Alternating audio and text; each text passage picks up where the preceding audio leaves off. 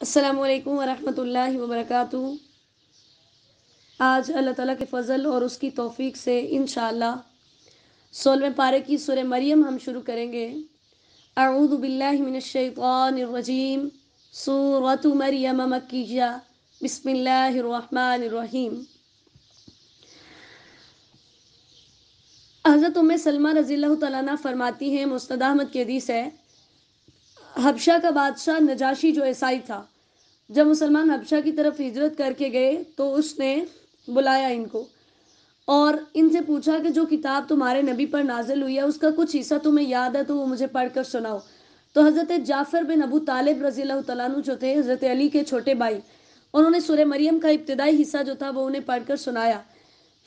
तो जब ये सुना तो नजाशी रोने लग गया, यहाँ तक कि उसकी दाढ़ी तार हो गई और उसके साथ जितने भी उसके पादरी थे वो सारे भी इतना रोए कि उनकी किताबें तर हो गई। फिर नजाशी ने कहा, अल्लाह की कसम, ये कलाम और वो कलाम जो मूसा लेकर आए थे ये एक ही ताक से निकलने वाली रोशनियां हैं।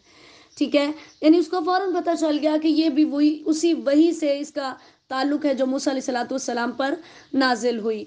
और फिर ये कि हज़रत मरियम अलैहिस्सलातु वस्सलाम के बारे में अल्लाह ताला ने उनके नाम पर कुरान में सूरत रखी।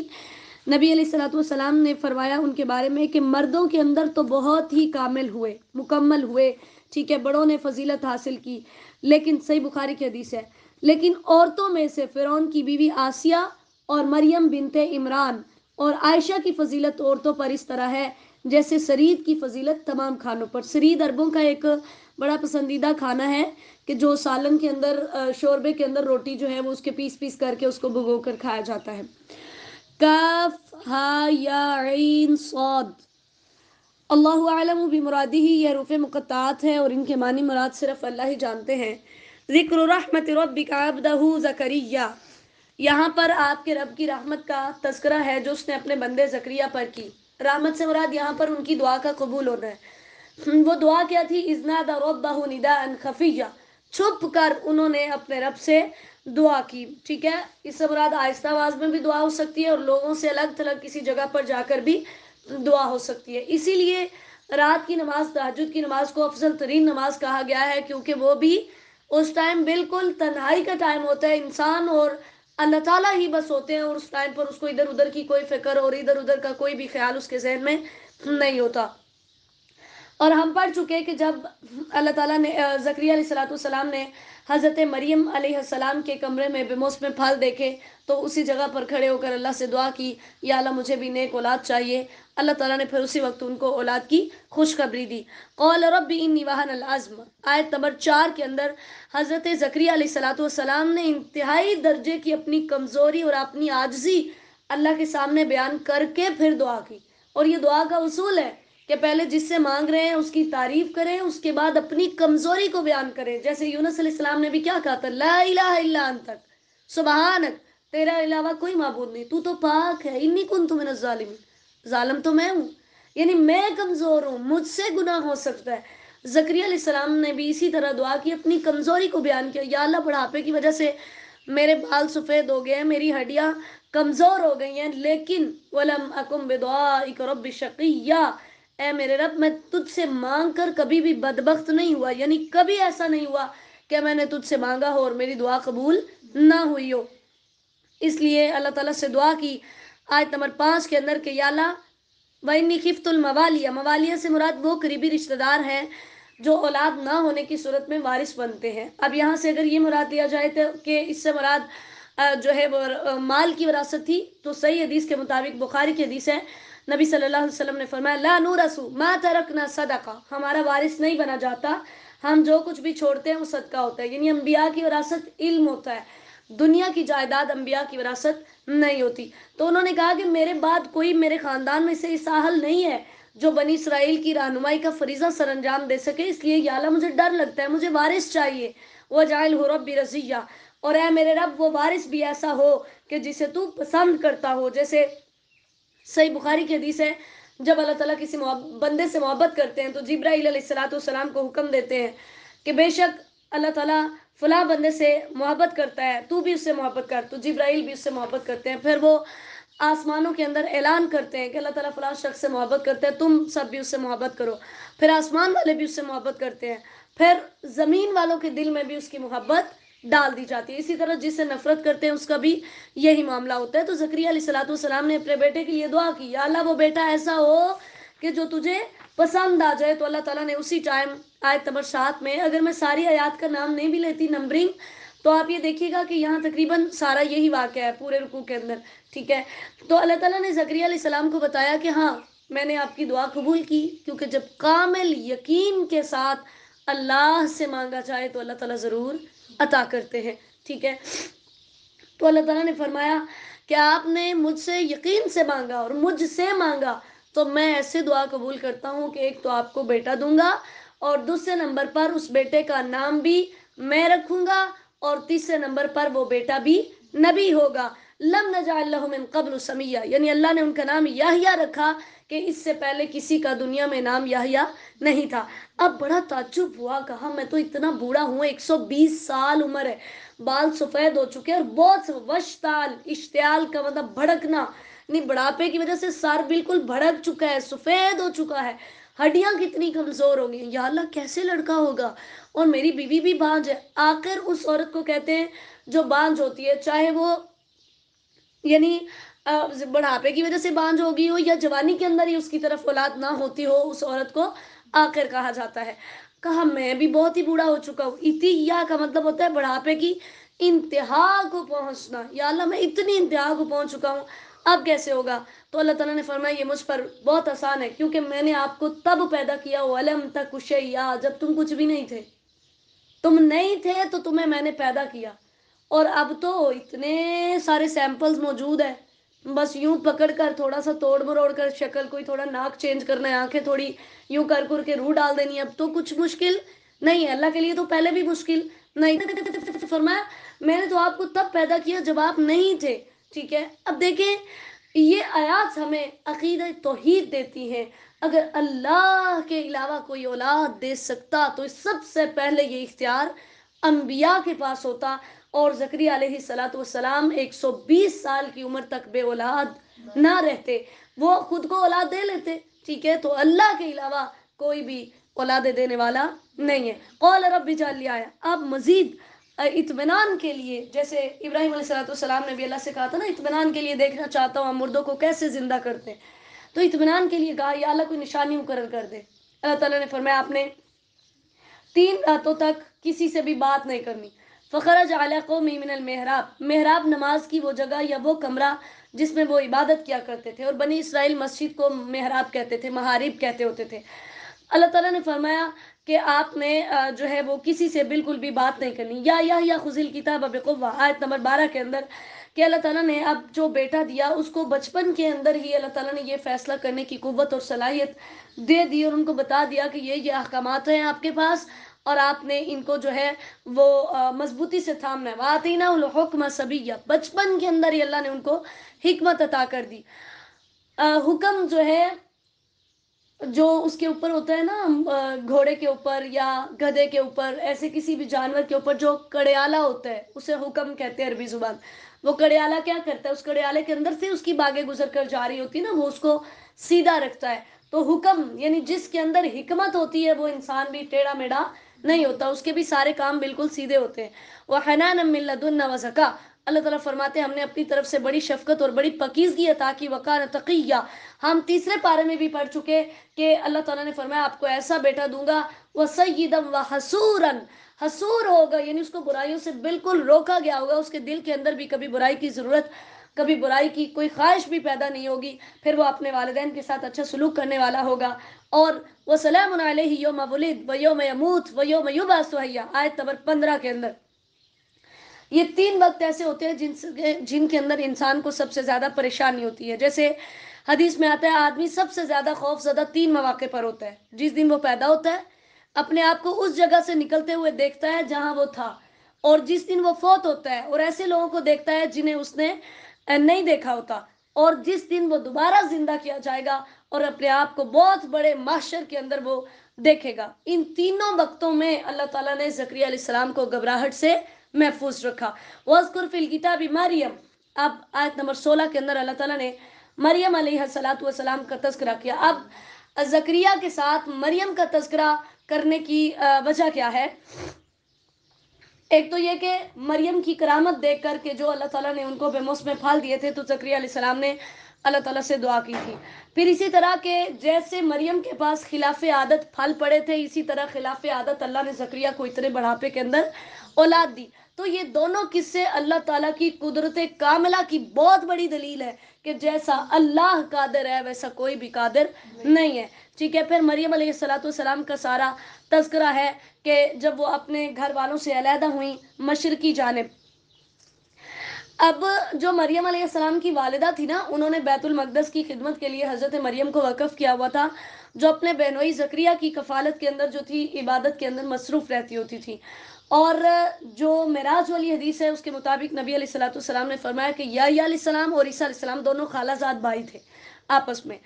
تو اللہ تعالیٰ نے مریم علیہ السلام کا تذکرہ کیا کہ وہ اپنے گھر والوں سے پردے میں ہوئی، یعنی جب وہ اپنے ایام سے، حیض سے، ماہواری سے فارغ ہوئیں اور غسل کرنے کے لیے علیحدہ ہوئی، تو کیا دیکھا؟ ایک بڑا نوجوان اور بڑا خوبصورت انسان جو ہے وہ ان کے سامنے ہے. فارسلنا الیہا روحنا، روح سے مراد جبرائیل علیہ السلام ہے. آیت نمبر 17 کے اندر اللہ تعالیٰ نے ان کو بھیجا، ایک انسان کی شکل اختیار کی، ان کے پاس آئے. مریم علیہ السلام نے جیسے دیکھا کہ ایک میں برہنہ ہوں اور ایک نوجوان جو ہے وہ آیا، تو فوراً کہا انی اعوذ بالرحمن. آیت نمبر 18 میں اس کی پناہ مانگی جس کا رحم سب سے زیادہ ہے. کہا میں رحمان کی پناہ میں آتی ہوں کہ وہ مجھ پر رحم کرے اور یہ غیر محرم مرد یہاں سے چلا جائے. تو فوراً جبرائیل علیہ السلام نے فرمایا کہ میں آپ کے رب کا رسول ہوں، اس لیے اللہ نے مجھے بھیجا ہے کہ میں آپ کو پاکیزہ لڑکا عطا کروں. اب لوگوں نے یہاں سے یہ کر لیا کہ جبرائیل بھی اولاد دے سکتے ہیں. انہوں نے کیا کہا ہے؟ انا رسول ربک، میں آپ کے رب کا قاصد ہوں جو آپ کو اولاد دینے آیا ہوں. یعنی اولاد دینے کس نے بھیجا ہے؟ اللہ تعالیٰ نے. یہ نہیں کہا کہ میں رب ہوں اور میں آپ کو اولاد دینے لگا ہوں. تو مریم علیہ السلام بڑی پریشان ہوئی. کہا ایسے کیسے ہو سکتا ہے؟ مجھے تو آج تک کسی مرد نے چھوا بھی نہیں. اولاد اسی طرح پیدا ہوتی ہے نا، مرد عورت کا آپس میں ملاپ ہو. کہا مجھے تو آج تک کسی مرد نے ہاتھ نہیں لگایا. علماء کو بغیہ، میں زانیہ بھی نہیں ہوں، میں بدکار بھی نہیں ہوں، میری طرف لڑکا کیسے پیدا ہوگا؟ تو فرشتے نے ان کو بتایا کہ اللہ تعالیٰ پر یہ بہت آسان ہے، اور اللہ تعالیٰ آپ کو اور آپ کی جو اولاد دیں گے اس کو دنیا والوں کے لیے نشانی بنانا چاہتے ہیں. اس وجہ سے اللہ تعالیٰ نے یہ ڈیسائیڈ کیا کہ بغیر باپ کے آپ کی طرف اولاد ہوگی. فحملته فانتبذت به مکانا قصیا. اب وہ حاملہ ہوئی اور اسے لے کر ایک دور جگہ پر چلی گئی کہ لوگوں کی باتوں کی بچنے کی وجہ سے اتنی پریشان ہوئی. تو جب ان کو درد ذی آئی، آیت نمبر 23 کے اندر، عورت کو بچے کی پیدائش کے وقت جو درد ہوتی ہے نا، اسے المخاض کہا جاتا ہے. اب وہاں گئی تو اللہ تعالیٰ سے دعا کی. کہا یا لیتنی مت قبل ھذا، کاش میں اس دن سے پہلے مر جاتی. وکنت نسیا منسیا، اور کاش میں بھولی گئی ہوتی کہ آج لوگ کیا کہیں گے کہ میری شادی نہیں ہوئی اور بغیر شادی کے میری طرف لڑکا پیدا ہو رہا ہے. تو یہاں سے پتہ چلتا ہے کہ اگر فتنے کا ڈر ہو تو پھر موت کی تمنا جائز ہے. جیسے صحیح بخاری کی حدیث ہے، نبی صلی اللہ علیہ وسلم نے فرمایا جب کوئی شخص موت کی تمنا کسی تکلیف کی وجہ سے کرے جو اسے پہنچی ہے تو ہرگز نہ کرے. اگر ضروری اسے موت کی تمنا کرنی ہے تو یہ کہے اللہم احیینی ما کانت الحیات خیر لی، اے اللہ مجھے تب تک زندہ رکھ جب تک زندہ رہنا میرے لیے بہتر ہے، اور مجھے فوت کر لے جب تک فوت ہونا میرے لیے بہتر ہو. یعنی ان الفاظ میں موت کی آرزو کر سکتے ہیں، ادروائز موت کی تمنا کرنا جائز نہیں. فناداها من تحتی اللہ تحزنی. اب آیت نمبر 24 کے اندر اللہ تعالیٰ نے آواز دی ان کو. ٹھیک ہے. اب یہ آواز دینے والے کون تھے؟ کچھ لوگ کہتے ہیں کہ یہ جبرائیل علیہ السلام تھے کہ انہوں نے ان کو آواز دی، اور وہ آواز دے کر ان کو یہ کہا گیا کہ آپ غم نہ کریں، قد جعل ربکی تحت کی سریا، کہ آپ کے نیچے اللہ تعالیٰ نے ایک نہر جو ہے، ایک ندی جاری کر دی ہے. اور اللہ تعالیٰ نے ان کو حکم دیا کہ یہ جو کھجور کا تنا آپ اس کو ہلائیں، اس سے کھجوریں گریں گی، آپ اس کو کھائیں اور اپنی آنکھوں کو ٹھنڈا کریں، یعنی آپ پریشان نہ ہوں. اور اگر کوئی انسان آپ کے سامنے آتا ہے اور وہ آپ کو بلاتا ہے تو آپ نے کہنا ہے انی نذرت للرحمن صوما، میں نے رحمان کے لیے روزے کی نظر مانی ہوئی ہے، لہٰذا میں بات نہیں کر سکتی. جیسے زکریا علیہ السلام کو بولنے سے منع کر دیا 3 دن تک، ایسے ہی مریم علیہ السلام کو بھی منع کر دیا کہ آپ نے بھی کسی سے بات نہیں کرنی، کیونکہ ہم جتنا بولتے ہیں اتنا زیادہ پھنستے ہیں. خاموشی کے اندر نجات ہے. پنجابی کی مثال ہے نا، ایک چپ سو سکھ. جو ایک دفعہ خاموش رہتا ہے اس کو کتنی دفعہ سکون نصیب ہوتا ہے. تو اس لیے اللہ تعالیٰ نے انہیں کہا کہ آپ نے خاموش رہنا ہے. فَأَتَتْ بِهِ قَوْمَهَا تَحْمِلُ. اب جب بچہ پیدا ہو گیا لے کر جو ہے وہ آئیں مریم علیہ الصلوۃ والسلام اپنی قوم کے پاس، تو جیسے ہی لوگوں نے دیکھا نعوذ باللہ انہوں نے تو لان تان کرنے شروع کر دی. انہوں نے کہا یہ کیا ہے، تیرے ماں باپ بھی بڑے اچھے تھے. کیونکہ سب سے پہلے جب ہم گناہ کرتے ہیں نا تو جن کو بلیم کیا جاتا ہے، جن پر الزام لگایا جاتا ہے، وہ ہمارے والدین ہوتے ہیں. اگر تو ہمارے والدین اچھے ہوں تو لوگ کہتے ہیں، جیسے مریم کہتے ہیں، لوگوں نے کہا تیرے ماں باپ تو ایسے نہیں تھے، تو نے یہ ظلم کہاں سے کر لی. اور اگر ماں باپ برے ہوں تو لوگ کہتے ہیں ہاں اولاد بھی تو اسی کی تھی نا. یعنی سب سے پہلے ماں باپ کو الزام دیا جاتا ہے. تو ان کی قوم نے بھی ایسے ہی جو ہے وہ کہا. اب یہاں پر جو کہا گیا یا اخت ہارون، اے ہارون کی بہن، اس سے مراد وہ ہارون نہیں ہے جو موسیٰ علیہ الصلوۃ والسلام کے بھائی تھے کہ حضرت مریم ان کی بہن تھی. نہیں، عزت و شرافت کی وجہ سے ان کی طرف جو ہے وہ نسبت کی گئی ہے کہ اس طرح جو ہے وہ ہارون اتنا نیک تھا، تو بھی اس کی طرح جو ہے اتنی نیک تھی، تو تجھے یہ کام نہیں کرنا چاہیے تھا. ٹھیک ہے. اور یہ بھی ہو سکتا ہے کہ اللہ تعالیٰ نے نسبت کے لیے جو مطلب ان کا نام لیا، ان کی شان بڑھانے کے لیے کہ ایک نبی کی طرف ان کی نسبت کی. اب جب حضرت مریم علیہ الصلوۃ والسلام اپنے بیٹے کو لے کر قوم کے پاس آئیں اور انہوں نے اس طرح سے باتیں کی تو انہوں نے اس کی طرف اشارہ کیا، حضرت عیسیٰ کی طرف. لوگوں نے کہا یہ تو بچہ، ہم اس سے کیسے بات کریں گے. تو عیسیٰ علیہ الصلوۃ والسلام اسی ٹائم بولے، کہا انی عبد اللہ، میں اللہ کا بندہ ہوں، آتانی الکتاب، اس نے مجھے کتاب دی ہے. کون سی کتاب اتری تھی عیسیٰ علیہ الصلوۃ والسلام پر؟ انجیل. وجعلنی نبیّا، اور اس نے مجھے نبی بنایا ہے. یعنی بچپن کے اندر ہی یحییٰ علیہ الصلوۃ والسلام کو بھی نبوت ملی اور عیسیٰ علیہ الصلوۃ والسلام کو بھی بچپن کے اندر ہی اللہ تعالیٰ نے نبوت دی. تو حدیث میں آتا ہے کہ جن 3 بچوں نے بچپن کے اندر کلام کیا تھا ان میں سے ایک حضرت عیسیٰ علیہ الصلوۃ والسلام ہے. ٹھیک ہے. تو اس ٹائم انہوں نے جب بول کر اپنی قوم کو بتایا تو قوم بڑی حیران ہوئی، اور ساتھ یہ بھی بتایا کہ اللہ نے مجھے بابرکت بنایا، میں جہاں بھی رہوں گا میرے ذریعے سے لوگوں کو خیر و برکت ہی پہنچے گی. اور اللہ نے مجھے حکم دیا ہے کہ بھی صلاح، میں نماز پڑھو. اس سے پتہ چلا کہ ان کی شریعت کے اندر بھی نماز فرض تھی. ٹھیک ہے. مجھے زکوٰۃ دینے کا اللہ نے حکم دیا، ما دمت حیا، جب تک میں زندہ رہوں. اسلام لانے کے بعد انسان پر جو سب سے پہلی ذمہ داری عائد ہوتی ہے وہ نماز ہے. ٹھیک ہے. وبرم بوالدتی. پھر یہی بات کی جو زکریا یحییٰ علیہ الصلوۃ والسلام کو اللہ تعالیٰ نے صلاحیتیں دی، وہی حضرت عیسیٰ علیہ الصلوۃ والسلام کو دی کہ میں اپنے والدین کے ساتھ اچھا سلوک کروں، میں بدبخت نہ بنوں.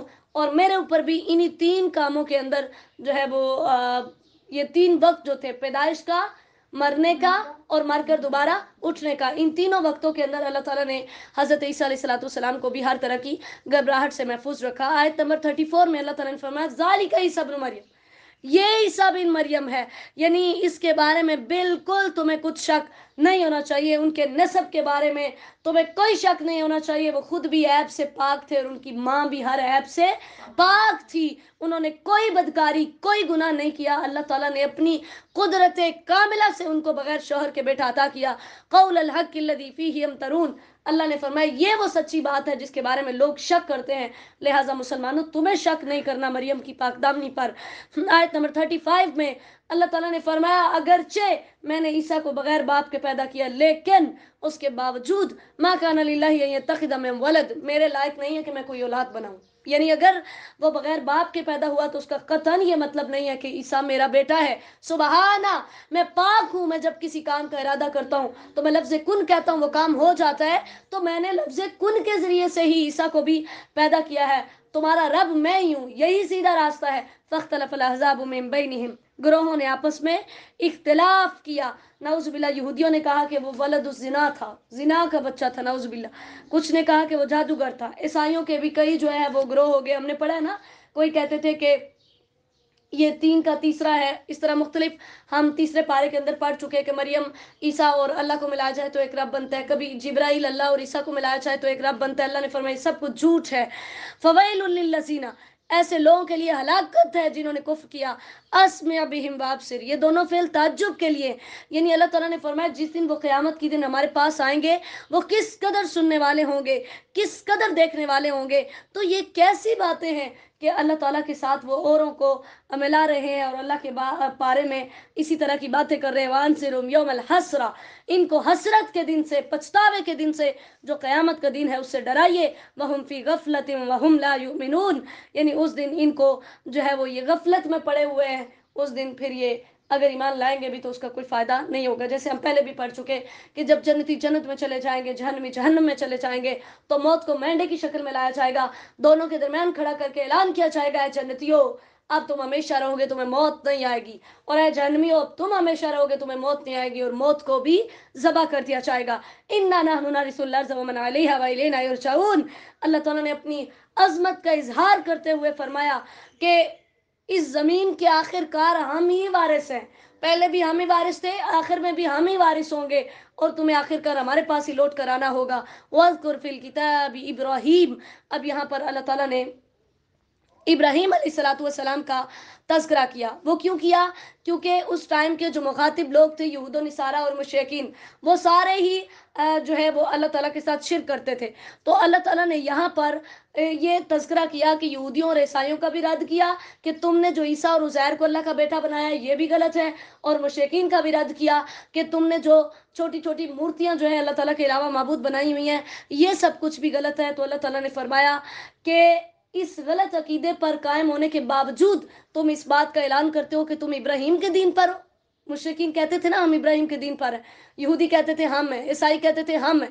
अल्लाह ताला ने तीनों का रद्द किया। अल्लाह ने फरमाया आओ सुनो, मैं तुम्हें बताता हूँ मेरा नबी इब्राहीम कौन है। सिद्दीक़न नबिय्या, वो बहुत सच्चा था, अपने तमाम मामलात के अंदर बहुत सच्चा था। उसने कभी भी अल्लाह ताला के किसी हुक्म की नाफरमानी नहीं की। 80 साल की उम्र में अल्लाह ताला ने इब्राहीम अलैहिस्सलाम को हुक्म दिया था अपने खतने करवाएं, तो इब्राहीम अलैहिस्सलाम ने चूं चुरानी की, उसी वक्त अल्लाह की बात को सच माना और अपने खतने करा दिए।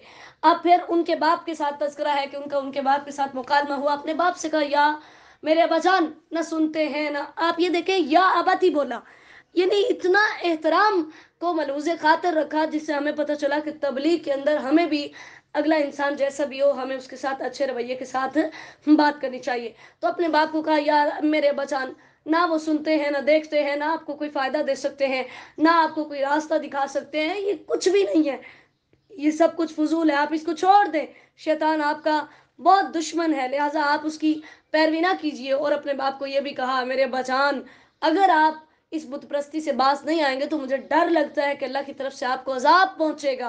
क़ाला राग़िबुन अंता अन आलिहती या इब्राहीम। बाप बड़ा बदबख्त था। आयत नंबर 46 में उसने कहा तू मेरे मबूदों से बेरगबती इख्तियार करता है, यानी तू इनको इग्नोर करता है, इनकी तरफ तवज्जो नहीं देता। अगर तू बाज ना आया तो मैं तुझे पत्थर मार मार कर मार दूंगा। वह जुर्नी मलिया, मुझे लंबी मुद्दत के लिए छोड़ दो, जाओ चले जाओ यहाँ से। तो इब्राहीम अलैहिस्सलाम ने फरमाया क़ाल सलामुन अलैक, आप पर सलामती हो, सास्तगफिरु लक रब्बी, मैं अपने रब से आपके लिए बख्शिश मांगूंगा। जो हमने पीछे पढ़ा ना, मुशरिक के लिए दुआ करना जायज़ नहीं है। इब्राहीम अलैहिस्सलाम ने जो दुआ की थी वो सिर्फ एक वादे के तहत, ये वो वादा था, उन्होंने अपने बाप से वादा किया था कि मैं आपके लिए बख्शिश की दुआ करूंगा। इन्नहु कान बी हफिय्या, कि जब भी मैंने अपने रब से दुआ की है तो हमेशा से वो मुझ पर मेहरबानी है, तो मुझे उम्मीद है कि वो मेहरबानी करेगा और आपको हिदायत दे, आपको बख्श दे। और फिर ये भी ऐलान किया कि मेरा तुमसे और तुम्हारे माबूदों से कोई ताल्लुक नहीं है, मैं तुम्हें यानी इन चीज़ों को मैं सबको रद्द करता हूँ। वहब लहू इसहाक व याकूब, अल्लाह ताला ने फिर उनको इसहाक और याकूब दिए, यानी जब उन्होंने अपने सगे बाप और पूरी कौम को छोड़ा तो अल्लाह ताला ने फिर उनको ऐसी मकाम दी कि नस्ल दर नस्ल उनमें से फिर अल्लाह ताला ने नबी भेजे। वज़कुर फिल किताबी मूसा, फिर अल्लाह ताला ने मूसा अलैहिस्सलाम का जिक्र किया कि मूसा को याद कीजिए, इन्नहु कान मुखलसन, वो खालिस किया हुआ था, चुना हुआ था। जैसे अगली सूरत में हम पढ़ेंगे अल्लाह ताला ने खास उनके लिए फरमाया था वस्तनअतुका लिनफ्सी, ए मूसा मैंने आपको अपनी जान के लिए चुन लिया है। अल्लाह ताला ने उन्हें रसूल बनाकर, नबी बनाकर जो है वो भेजा था। फिर उनको तूर पहाड़ पर बुलाया गया और अल्लाह ताला ने सरगोशी के लिए उनको करीब किया। ये उस वक्त का वाक़या है जब मूसा अलैहिस्सलाम मदियन से वापस आ रहे थे, उनके साथ उनकी बीवी भी थी, रात थी, रास्ता तलाश करना था। अगली सूरत में भी इसकी डिटेल आ रही है। तो उस टाइम पर जब वो तूर पहाड़ पर गए, दूर से रोशनी नज़र आई तो रोशनी लेने आए, तो वहाँ पर अल्लाह ताला ने उन्हें पुकारा, इन्नी अना रब्बुका, मैं आपका रब हूँ। वहाँ पर अल्लाह ताला ने मूसा अलैहिस्सलाम को नबूवत अता की। फिर अल्लाह ताला फरमाते हैं हमने अपनी रहमत से उसे उसका भाई हारून भी नबी बनाया कि मूसा अलैहिस्सलाम ने अल्लाह ताला से दुआ की थी, वाखी हारून हुआ अफसाहु मिन्नी लिसानन, क्या मेरे रब, मेरी ज़ुबान में थोड़ी लखनत है और मेरा भाई हारून जो है वो ज़्यादा क्लियरली बात कर सकता है, या अल्लाह उसके ज़रिए से मुझे मजबूत कीजिए। अल्लाह ताला ने फिर उनको नबूवत दी। फिर अल्लाह ताला ने इस्माईल अलैहिस्सलाम का जिक्र किया, फरमाया इन्नहु काना सादिकल वादी, وہ وعدے کو سچا کرنے والا تھا۔ کون سا وعدہ تھا؟ جب ان کے باپ نے انہیں کہا کہ میں نے خواب دیکھا ہے کہ میں آپ کو ذبح کر رہا ہوں، کہا ابا جان آپ چلیے، جو آپ نے خواب دیکھا ہے آپ اس کو پورا کیجئے، ٹھیک ہے۔ انہوں نے وعدے کی وفا کی۔ پھر اسی طرح وہ اپنے گھر والوں کو نماز کا حکم دیتے تھے، زکوٰۃ کا حکم دیتے تھے، وَكَانَ عِندَ رَبِّهِ مَرْضِيًّا، اور وہ اللہ کے نزدیک پسندیدہ تھے۔ یعنی یہاں سے بھی پتہ چلا کہ اسماعیل علیہ السلام کی شریعت میں بھی نماز تھی، وہ خود بھی پڑھتے تھے اور اپنے گھر والوں کو بھی حکم دیتے تھے، اللہ تعالیٰ کی طرف سے وہ بہت پسندیدہ تھے۔ وَاذْكُرْ فِي الْكِتَابِ ادریس، پھر ادریس علیہ السلام کا تذکرہ کیجئے، ٹھیک ہے۔ یہاں پر نبی علیہ السلام کی معراج کے موقع پر حضرت ادریس علیہ السلام سے بھی ملاقات ہوئی تھی، ٹھیک ہے۔ اور یہ حضرت ادریس علیہ السلام جو ہے نا، یہ نوح علیہ السلام کے والد کے دادا تھے، یعنی پردادا ہوئے نوح علیہ السلام کے۔ اور کچھ لوگ کہتے ہیں کہ نوح علیہ السلام کے دادا تھے، وہ بھی سچے نبی تھے۔ وَرَفَعْنَاهُ مَكَانًا عَلِيًّا، کہ ہم نے اسے بلند مقام دیا، کہ چوتھے آسمان پر اللہ نے ان کو رکھا، جہاں پر نبی علیہ السلام کی حضرت ادریس علیہ السلام سے ملاقات ہوئی۔ پھر اللہ تعالیٰ نے فرمایا یہ جتنے بھی انبیاء کا میں نے اس صورت میں ذکر کیا، یہ سارے جو ہیں من ذریت آدم کی اولاد میں سے ہیں، اور کچھ ایسے ہیں جن کو ہم نے نوح کے ساتھ سوار کیا، پھر ابراہیم، اسرائیل، یعنی یعقوب علیہ السلام کا لقب ہے، اللہ نے فرمایا ہم نے ان کو چن لیا، اور یہ اتنے میرے برگزیدہ بندے تھے کہ جب ان پر میری آیات پڑھی جاتی تو خروا سجدا و بکیا، سجدہ کرتے ہوئے، روتے ہوئے گر جاتے۔ یعنی یہ ان کی عاجزیوں کا، ان کی ساریوں کا یہ حال تھا کہ جب قرآن پڑھا جاتا تو گر جاتے۔ جیسے ہم سورہ انفال میں بھی پڑھ کے ہیں نا کہ مومنین وہ ہیں جب اللہ کی آیات پڑھی جاتی ہیں زادتہم ایمانا، ان کے وجلت قلوبہم، ان کے دل ڈر جاتے ہیں اور ان کے ایمان کے اندر اضافہ ہوتا ہے۔ تو ایمان کا تقاضا یہ ہے کہ قرآن پڑھا جائے اور قرآن پڑھ کر رویا جائے۔ فخلف من بعدہم، آیت نمبر 59 میں، لیکن ان کے بعد کچھ ایسے جانشین آئے جنہوں نے نمازیں ضائع کر دیں۔ جیسے نبی صلی اللہ علیہ وسلم نے فرمایا، صحیح ابن حبان کی حدیث ہے، اسلام کی کڑیاں ایک ایک کر کے ٹوٹتی جائیں گی، جب بھی کوئی کڑی ٹوٹے گی تو لوگ اس کے بعد والی کو مضبوطی سے پکڑ لیں گے۔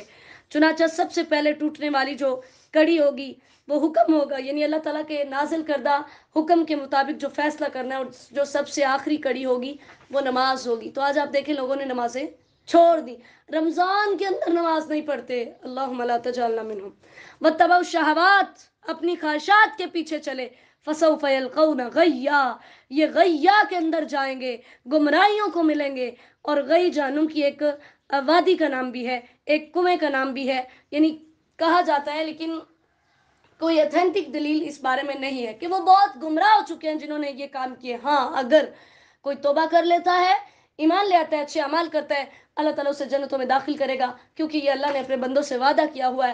پھر اس جنت کے اندر کسی قسم کی لا يسمعون فيها لغوا الا سلاما، کوئی بےہودہ بات وہاں پر نہیں ہوگی، ہر طرف سے سلامتی ہی سلامتی ہوگی، صبح و شام انہیں رزق ملے گا۔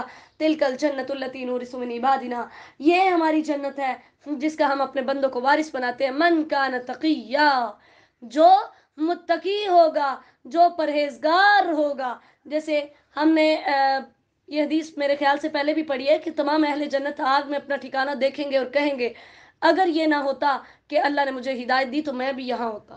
تو وہ پھر بہت اللہ تعالیٰ کا شکریہ ادا کریں گے، اور جہنمی جو ہے وہ جنت کو دیکھیں گے تو کہیں گے اگر ایسا ہوتا کہ مجھے اللہ ہدایت دے دیتا تو میں یہاں ہوتا۔ یہ اس کے لیے بہت حسرت کا باعث ہوگی۔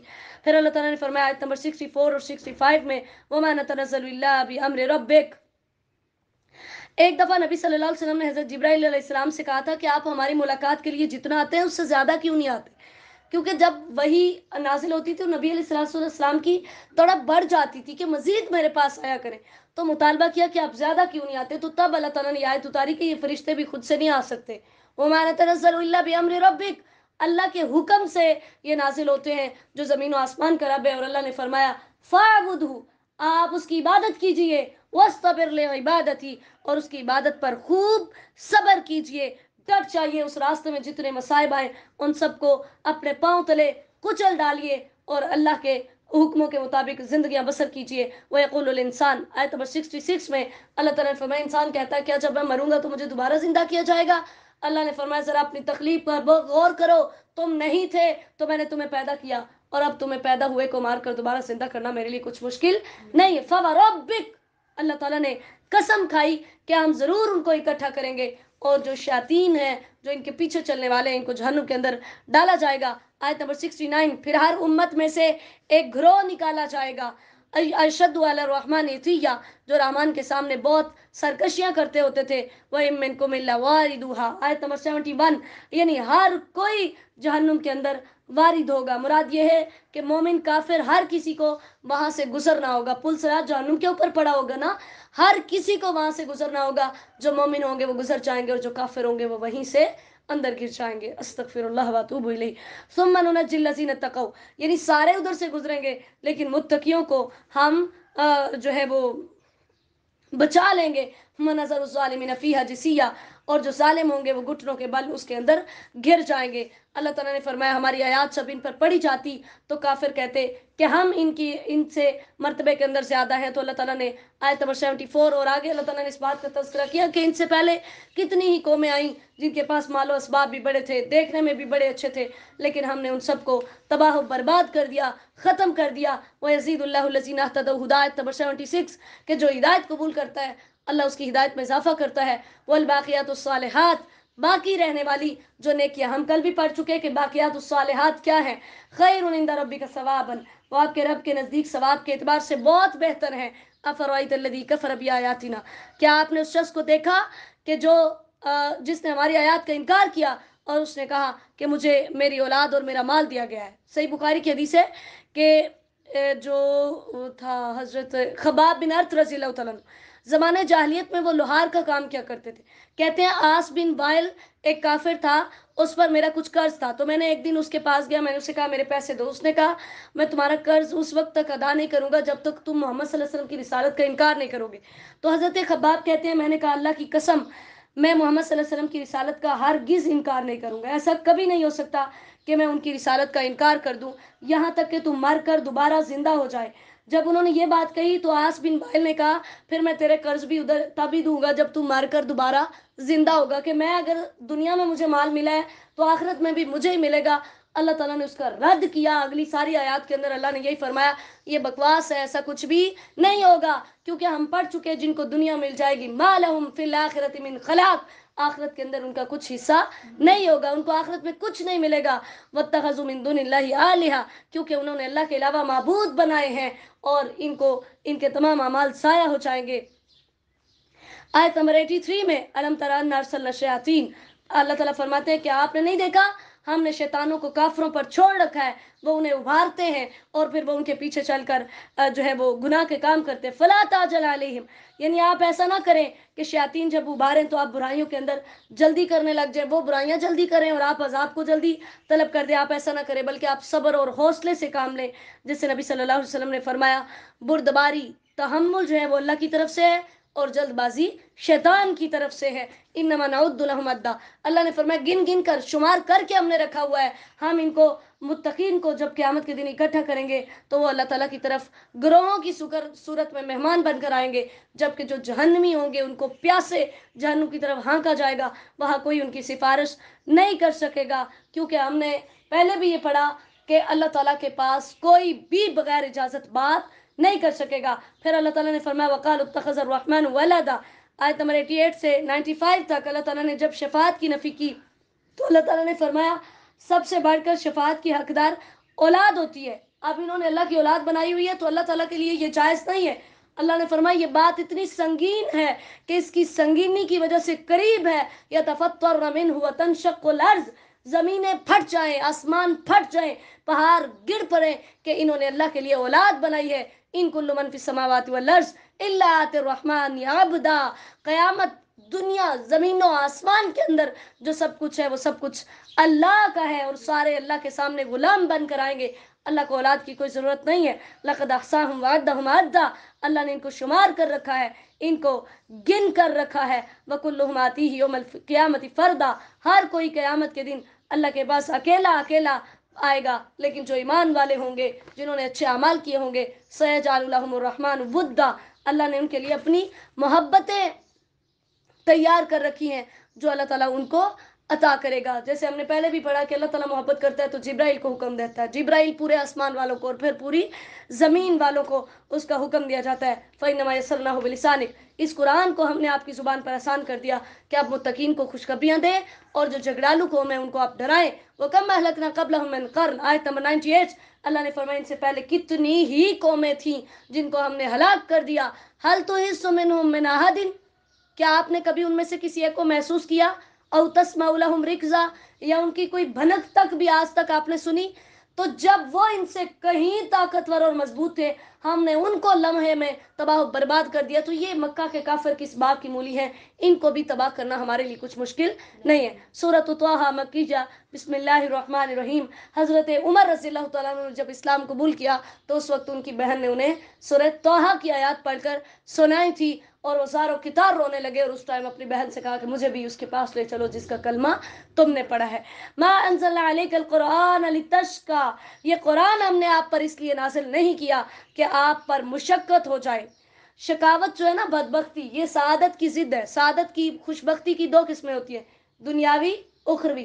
اسی طرح شقاوت کی بھی دو قسمیں ہوتی ہیں، دنیاوی اخروی. یعنی دنیا کے اندر بھی کوئی بدبخت ہوتا ہے اور آخرت میں بھی. تو اللہ تعالیٰ نے فرمایا یہ قرآن ہم نے آپ پر اس لیے نازل نہیں کیا کہ آپ مشقت میں پڑ جائیں. کیونکہ جب وہی نازل ہوئی تھی تو نبی علیہ الصلوۃ والسلام ہر وقت اسی بات کی فکر میں رہتے تھے کہ سارے لوگ جو ہے مسلمان ہو جائے. تو اللہ تعالیٰ نے آپ کو حوصلہ دیا کہ یہ ہماری ذمہ داری ہے، آپ کی نہیں ہے.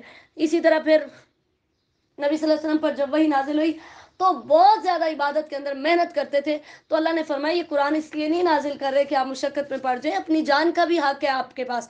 فَاقْرَؤْا مَا تَيَسَّرَ مِنَ الْقُرْآنِ. کہ آپ کو جتنا آسان لگتا ہے اتنا پڑھیں، آپ اپنی جان کا حق بھی ادا کریں. إِلَّا تَذْكِرَةً لِمَن يَخْشَىٰ. اللہ نے فرمایا یہ قرآن اس کے لیے نصیحت ہے جو اللہ سے ڈرتا ہے. تنزیلاً. یہ اتارا گیا ہے اللہ کی طرف سے. یعنی اس کا یہ مقصد نہیں ہے کہ آپ کو مشقت میں ڈالا جائے، یہ تو اس ذات کی طرف سے اتارا گیا جو زمین و آسمان کو پیدا کرنے والا ہے. العلا جو بلند ہے، الرحمن وعلی العرش استویٰ. آیت نمبر 5 کے اندر جو عرش پر مستوی ہے. عرش کا لفظی معنی ہوتا ہے تخت. اب عرش کے اوپر اللہ تعالیٰ کھڑا ہے، بیٹھا ہے، اس کی کیفیت مجہول ہے، نہ ہی ہم اس کی کیفیت میں جا سکتے ہیں. جیسے حضرت امام مالک رحمۃ اللہ علیہ سے کسی شخص نے اس کے بارے میں پوچھا، الرحمن وعلی العرش استویٰ کے بارے میں پوچھا، تو انہوں نے کہا کہ یہ تو سب جانتے ہیں کہ اللہ عرش پر ہے، لیکن یہ کسی کو معلوم نہیں کہ اللہ تعالیٰ عرش پر کیسے مستوی ہے، کھڑا ہے، بیٹھا ہے، لیٹا ہے. اور اس کے بارے میں سوال کرنا بدعت ہے. اور مزید انہوں نے کہا کہ میں تمہیں برا آدمی خیال کرتا ہوں اور حکم دیا کہ اس کو میرے پاس سے نکال دو. تو جو سوال کرنے والا تھا جب وہ جانے لگا تو اس نے کہا، ابو عبداللہ میں نے اس کے متعلق عراق والوں سے اور شام والوں سے بھی پوچھا مگر آپ کی طرح کا عمدہ جواب دینے کی توفیق کسی کو نہیں ہوئی. تو اس سے پتہ چلا کہ ہمیں بس اس بات پر ایمان لانا ہے کہ اللہ تعالیٰ عرش پر مستوی ہے، اس کی کیفیت کے اندر جانا ہمارے لیے جائز نہیں ہے. اور یہ بھی حدیث سے ثابت ہے، نبی علیہ الصلوۃ والسلام نے فرمایا کہ اللہ تعالیٰ کے عرش کے پائے ہیں جن کو فرشتوں نے پکڑا ہوگا. سورہ حاقہ میں آپ پڑھیں گے انشاءاللہ کہ اللہ تعالیٰ جب قیامت کے دن آئیں گے تو 8 فرشتوں نے اللہ کے عرش کے پایوں کو پکڑا ہوگا. صحیح بخاری کی حدیث ہے، نبی صلی اللہ علیہ وسلم نے فرمایا لوگ قیامت کے دن بے ہوش ہو جائیں گے، سب سے پہلے جس کو ہوش آئے گا وہ میں ہوں گا. تو میں دیکھوں گا کہ موسیٰ علیہ الصلوۃ والسلام اللہ کے عرش کے پایوں میں سے ایک پائے کو پکڑے ہوئے ہیں. میں نہیں جانتا کہ وہ مجھ سے پہلے ہوش میں آ گئے یا طور کی بے ہوشی کا انہیں بدلہ دیا گیا کہ وہ وہاں بے ہوش ہو گئے تھے تو اللہ قیامت کے دن انہیں بے ہوش نہیں کرے گا. فرمایا میں نہیں جانتا. ٹھیک ہے، یہ اللہ تعالیٰ کو پتہ ہے. تو اللہ تعالیٰ نے فرمایا کہ میں قرآن نازل کر کے، یعنی جو قرآن نازل کرنے والا ہے وہ آسمانوں پر رہتا ہے. لہ ما فی السماوات و ما فی الارض. زمین و آسمان کا سب کچھ اللہ کے لیے. وما بینہما، جو کچھ ان دونوں کے درمیان ہے وہ بھی اللہ کا ہے. وما تحت الثری، ثری کہتے ہیں گیلی مٹی کو، یعنی جو زمین کے نیچے حصہ ہے اس کو بھی اللہ کے علاوہ کوئی اور نہیں جانتا. اللہ تعالیٰ نے فرمایا تم باتیں اونچی کرو، آہستہ کرو، اللہ سب کچھ جانتا ہے. اللہ لا الہ الا ہو، اس کے علاوہ کوئی سچا معبود نہیں ہے. لہ الاسماء الحسنی، اس کے اچھے اچھے نام ہیں، ان کے ساتھ ان کو پکارا کرو. وَهَلْ أَتَاكَ حَدِيثُ مُوسَىٰ. آیت نمبر 9 تا 11. اب یہاں پر نبی علیہ الصلوۃ والسلام کو مکہ کے اندر تبلیغ کرتے ہوئے جو مشکلات کا سامنا کرنا پڑا تو ہم نے پہلے بھی پڑھا. اللہ تعالیٰ نے بار بار موسیٰ علیہ الصلوۃ والسلام کی مثال کوٹ کی نبی علیہ الصلوۃ والسلام کو تسلی دینے کے لیے، حوصلہ دینے کے لیے کہ آپ سے پہلے موسیٰ کو بھی بڑی اذیت برداشت کرنا پڑی تھی. تو اللہ تعالیٰ نے یہاں پر اس بات کا تذکرہ کیا کہ وہ اپنی بیوی کے ساتھ مدین سے آ رہے تھے دوبارہ مصر میں جانے کے لیے.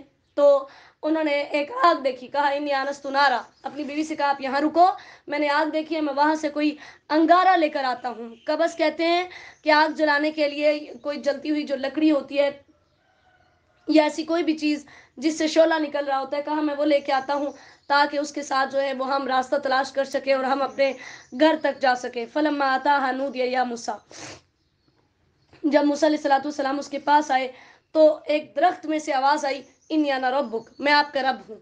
آواز آئی میں آپ کا رب ہوں، فخلعن علیک، آپ اپنے جوتوں کو اتار دیجئے۔ ٹھیک ہے، اب یہاں سے لوگوں نے، یہودیوں نے یہ مسئلہ نکالا کہ جوتا پہن کر نماز نہیں ہوتی، حالانکہ ایسی بات نہیں ہے۔ ابو داؤد کی حدیث ہے، نبی صلی اللہ علیہ وسلم نے فرمایا یہودیوں کی مخالفت کرو کیونکہ وہ اپنے جوتوں اور موزوں میں نماز نہیں پڑھتے۔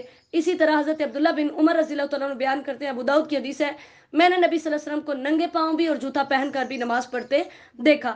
انک بالوادی المقدس طویٰ، آپ نے جوتا کیوں اتارنا ہے کہ آپ اس ٹائم مقدس وادی کے اندر ہے، طویٰ اس وادی کا نام تھا۔ ٹھیک ہے، تو جوتے چونکہ پاک نہیں تھے، جوتوں کو گندگی لگی تھی، اس لیے منع کیا گیا۔ جیسے صحیح حدیث میں آتا ہے، ابو داؤد کی حدیث ہے، نبی صلی اللہ علیہ وسلم اپنے صحابہ کو نماز پڑھا رہے تھے کہ نماز کے دوران آپ نے جوتے اتار دی، تو لوگوں نے بھی جوتے اتار دیے، آپ نے اپنا جوتا اتار کے بائیں طرف رکھا۔ جب آپ نے سلام پھیری تو آپ نے لوگوں سے پوچھا تم نے جوتے کیوں اتارے؟ انہوں نے کہا ہم نے آپ کو دیکھا آپ نے اتارے، ہم نے بھی اتار دی۔ ایمان کا تقاضا تھا نا، محبت کا تقاضا تھا۔ تو نبی علیہ السلام نے فرمایا میں نے تو اس لیے اتارے کہ میرے پاس جبرائیل آئے اور انہوں نے مجھے بتایا کہ آپ کے جوتوں میں گندگی لگی ہوئی ہے۔ تو پھر نبی صلی اللہ علیہ وسلم نے فرمایا جب تم میں سے کوئی مسجد میں آئے تو دیکھ لے، اگر تو اس کے جوتوں میں کوئی گندگی لگی ہے تو اسے صاف کر لے اور انہیں پہن کر نماز پڑھ لے۔ اب یہاں سے ایک تو یہ پتہ چلا کہ جوتا پہن کر نماز ہو جاتی ہے اگر جوتے کو کوئی گندگی نہ لگی ہو۔